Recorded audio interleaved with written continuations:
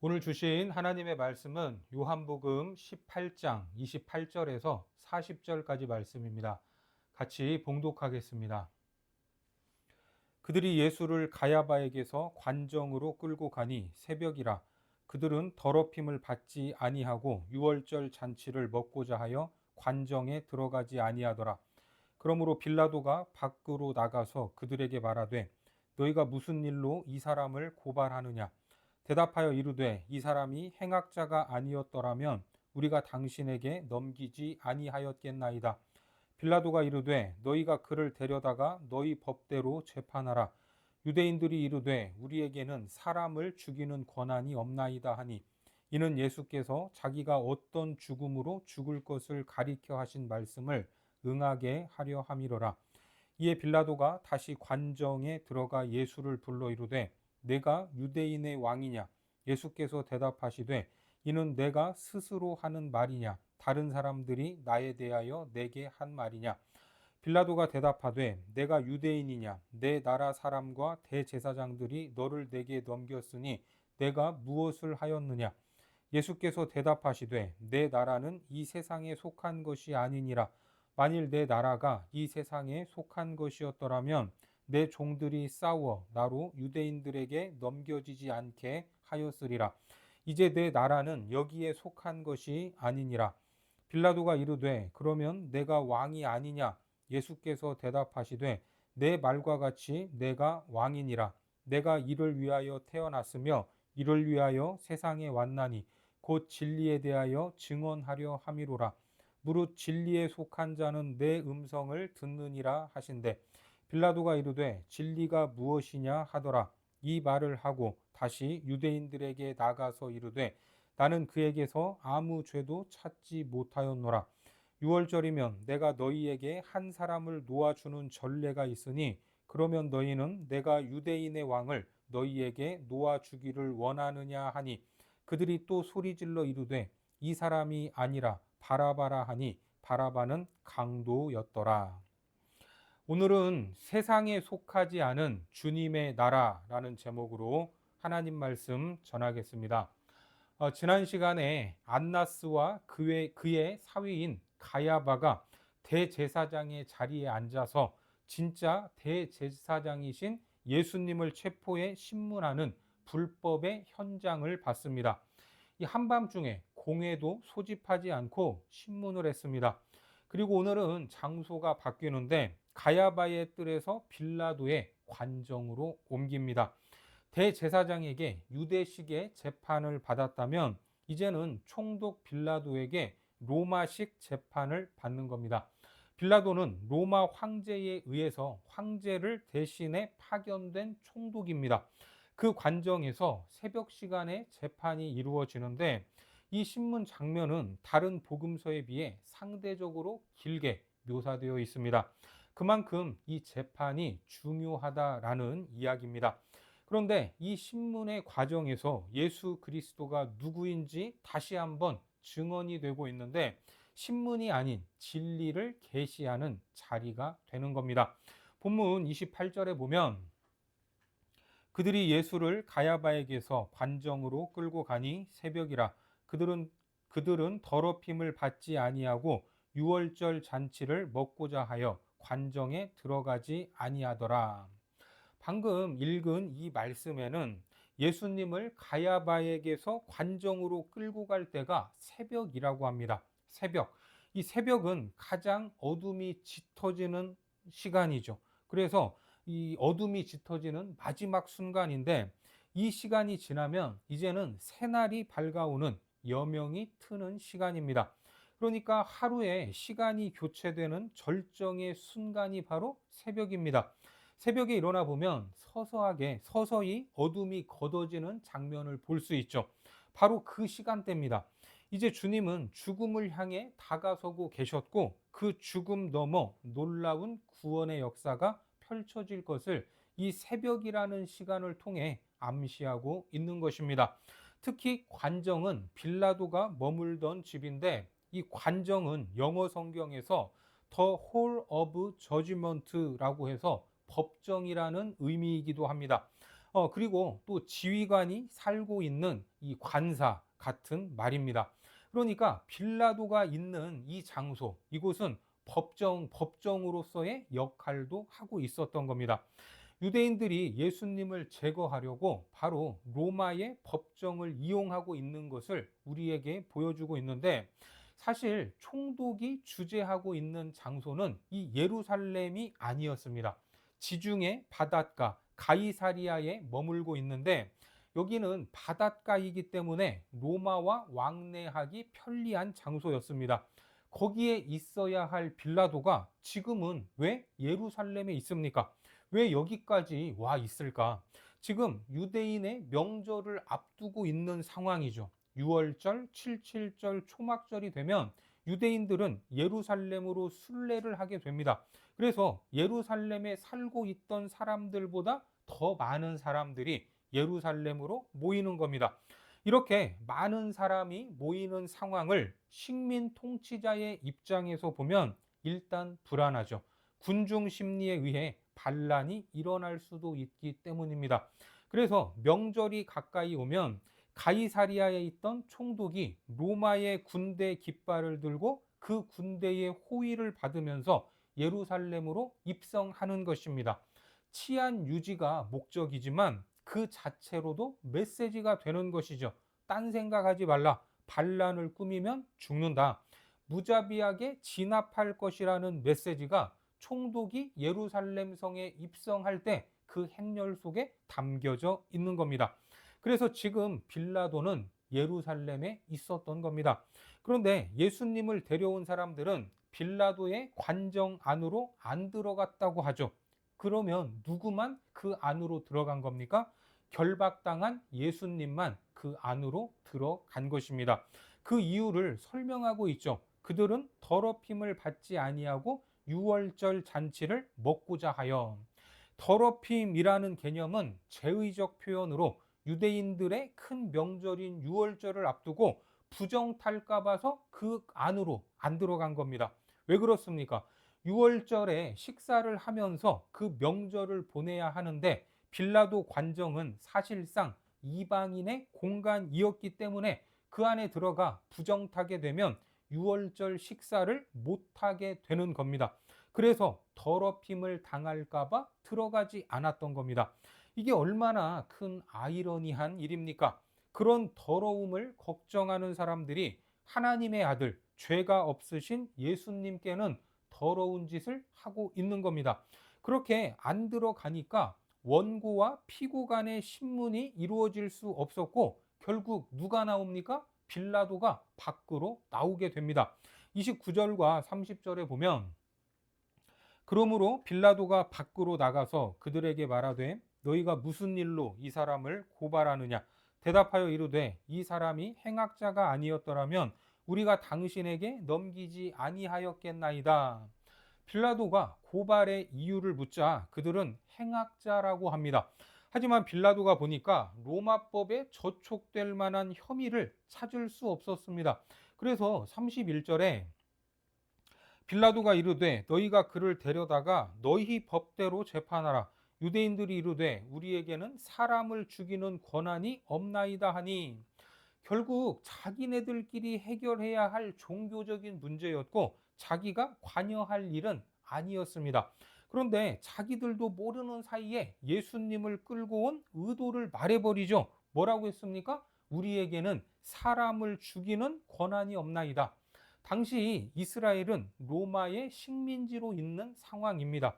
웬만한 재판은 사내들인 공회의 종교 재판에서 다룰 수 있었지만 사람을 죽일 수 있는 권한은 로마의 법정에서 승인을 받아야 했습니다. 결국 그들의 목적이 무엇입니까? 예수님을 죽이는 것이었습니다. 하지만 빌라도는 죽일 만한 혐의가 없으니까 너희들이 데려가서 재판을 하든 말든 하라는 겁니다. 그렇다고 해서 죽일 수는 없었죠. 하지만 이건 역시 성경은 뭐라고 말합니까? 말씀을 응하게 하려는 것이다 라고 말합니다. 이게 무슨 뜻인가? 앞서 예수님이 하셨던 말씀이죠. 요한복음 12장 32절 보겠습니다. 요한복음 12장 32절에 내가 땅에서 들리면 모든 사람을 내게로 이끌겠노라 하시니, 이렇게 말씀하심은 자기가 어떠한 죽음으로 죽을 것을 보이심이로라. 그렇습니다. 십자가에 죽으시는 것을 이처럼 암시하셨습니다. 본문 32절에도 이는 예수께서 자기가 어떠한 죽음으로 죽을 것을 가리켜 하신 말씀을 응하게 하려 함이로라. 이 죽음은 이미 구약에서부터 예언된 말씀이었습니다. 신명기 21장에도 그 시체를 나무 위에 밤새도록 두지 말고 그날에 장사하여 내 하나님 여호와께서 내게 기업으로 주시는 땅을 더럽히지 말라. 나무에 달린 자는 하나님께 저주를 받았음이니라. 메시아의 죽음에 대해서 나무에 달린 자는 저주를 받은 것이라고 말씀합니다.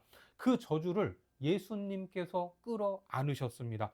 그래서 유대인들의 입장에서 보면 절대로 예수님을 메시아로 받아들일 수 없었던 겁니다.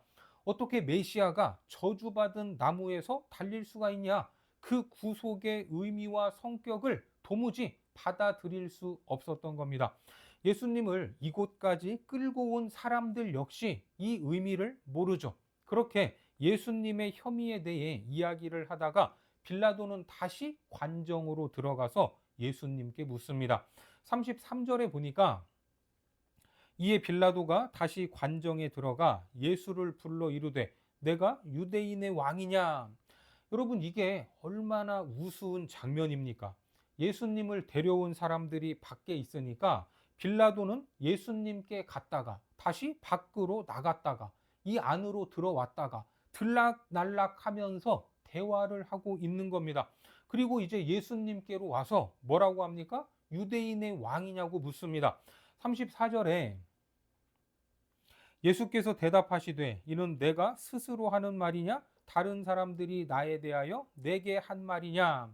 이게 무슨 말이죠? 이 질문이 네가 직접 묻는 거냐? 아니면 밖에 있는 사람들이 질문을 던진 거냐? 그것을 전달하고 있는 것이냐? 라고 묻습니다. 그랬더니 빌라도는 말하죠. 35절에 빌라도가 대답하되 내가 유대인이냐? 내 나라 사람들과 대제사장들이 너를 내게 넘겼으니 내가 무엇을 하였느냐? 이 말은 내가 아무리 봐도 당신은 여기까지 끌려올 이유가 없는 것 같다. 도대체 무슨 죄를 지었길래 여기까지 와서 저들이 죽이려고 하느냐? 이런 말이죠. 빌라도의 입장에서는 도무지 이해할 수 없었습니다. 아무리 봐도 종교적인 일인 것 같은데 왜 이 새벽에 데려와서 잠을 깨우고 시끄럽게 야단을 치고 있는지 알 수 없다는 겁니다. 그러자 예수님께서 중요한 말씀을 하십니다. 36절에 보면 예수께서 대답하시되 내 나라는 이 세상에 속한 것이 아니니라. 만일 내 나라가 이 세상에 속한 것이었더라면 내 종들이 싸워 나로 유대인들에게 넘겨지지 않게 하였으리라. 이제 내 나라는 여기에 속한 것이 아니니라.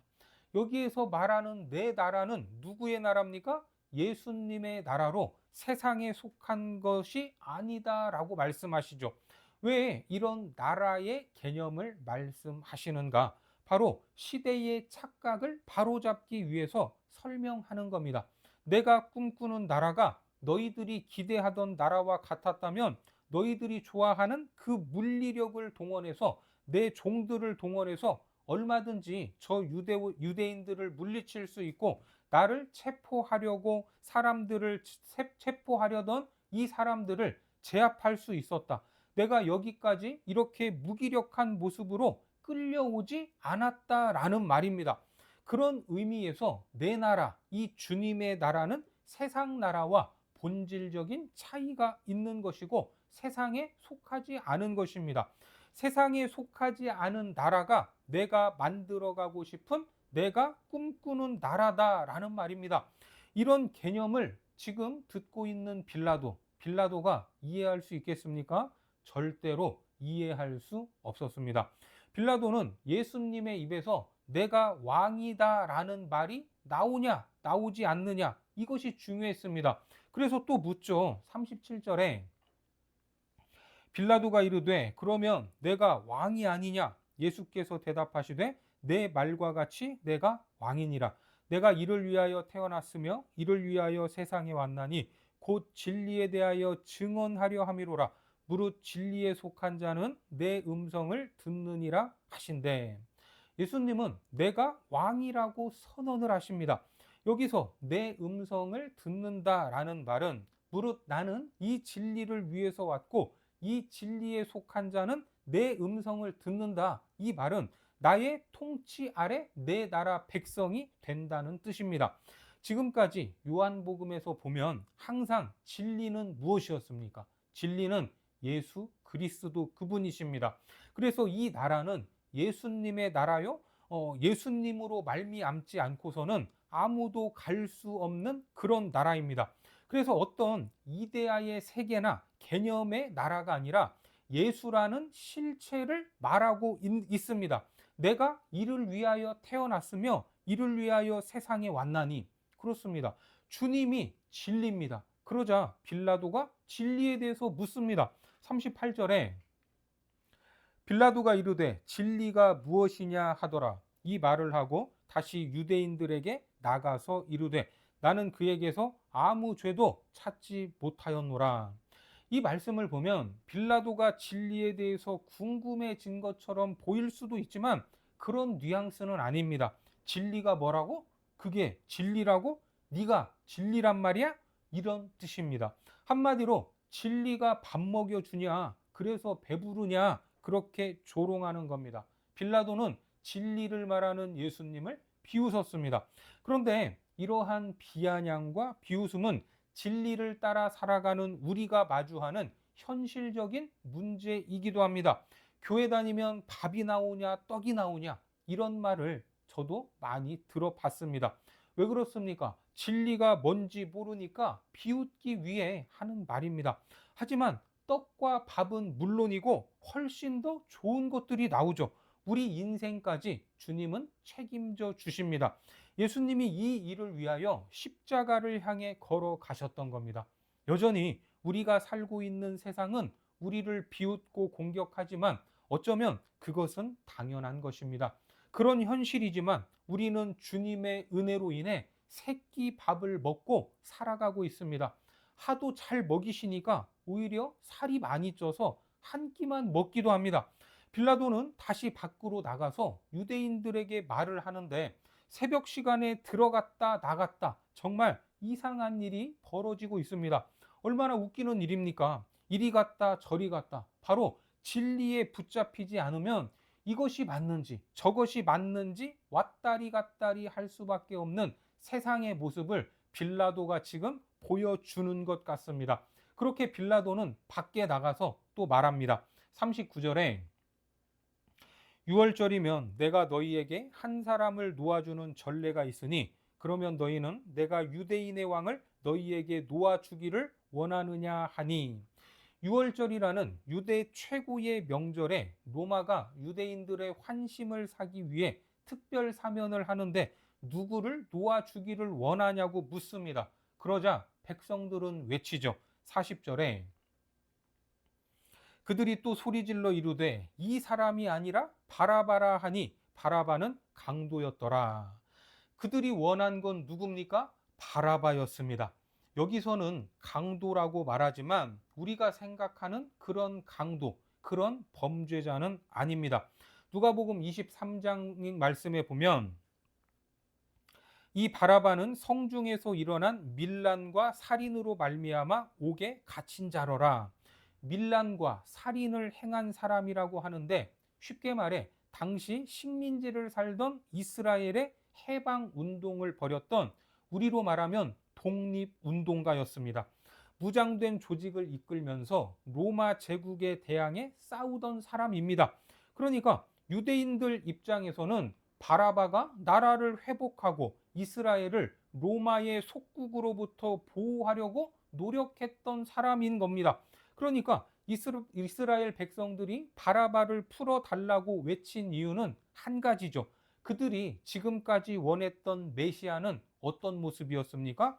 강력한 힘으로 로마에 대항하고 정치적으로 무엇인가를 해결해 줄 수 있는 메시아였습니다. 그래서 한때 예수님이 그런 분인 줄 알고 따라다녔습니다. 저 정도의 능력이라면 뭔가 해도 할 것 같다. 먹고 사는 문제도 해결될 것 같다. 그런 이유로 사람들은 예수님에 대해 열광했고 따라다니면 뭔가 얻을 수 있을 것만 같았습니다. 그런데 이제 그 마음이 돌아섰던 겁니다. 그냥 바라바가 훨씬 더 낫다. 이걸로 바뀌었습니다. 오늘 우리 역시 예수님을 왜 믿고 있는지, 예수님이 말씀하신 그 나라를 진심으로 꿈꾸고 있는지 돌아봐야 합니다. 오늘 주님이 말씀하신 세상에 속하지 않은 그 나라를 여러분들은 정녕 꿈꾸고 계십니까? 그 나라의 가치를 쫓아가다가 비웃음과 조롱을 당할지라도 묵묵히 이 길을 걸어갈 자신이 있으십니까? 우리는 세상이 뭐라고 해도 예수 그리스도가 진리라는 이 사실을 붙들고 나아가야 합니다. 길과 진리, 생명이 되신 예수 그리스도를 끝까지 따라가시기 바랍니다. 그분이 꿈꾸는 나라를 똑같이 꿈꾸고 그 나라가 이 땅에 임하도록 힘쓰시기를 바랍니다. 그래서 진리가 뭐냐고 묻는 세상 앞에서 진리를 증거하고 영원한 하나님 나라의 백성으로서 참된 모습을 증거하는 거룩한 백성들이 되시기를 주님의 이름으로 축원합니다. 기도하겠습니다. 하나님, 우리가 예수를 믿고 따르는 진짜 이유가 무엇입니까? 세상에 속한 성공과 안정을 위해 쫓고 있지는 않습니까?